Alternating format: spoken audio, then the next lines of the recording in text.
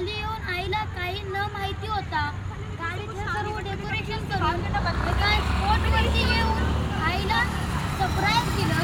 तेव्हा इथे येऊन केक कापला, फोटो काढले, फटाके वाजवले. तर आई खुश झाली. आई घरीच होती आणि तवरच आम्ही डेकोरेशन केलं सर्व. आईला न माहिती होता, आईला खोटं बोलून, आईला घरी थांबवलेलं खोटं बोलून आणि खाली येऊन आम्ही डेकोरेशन करून आईला बोललं की तिथेच चाललो खाली म्हणून स्पॉटला घेऊन येऊन केक कापला. आईला केक आणला हे सुद्धा माहिती नव्हतं. तर आई तुला कसं वाटलं सरप्राईज केलं? वाढदिवसाच्या खूप खूप शुभेच्छा.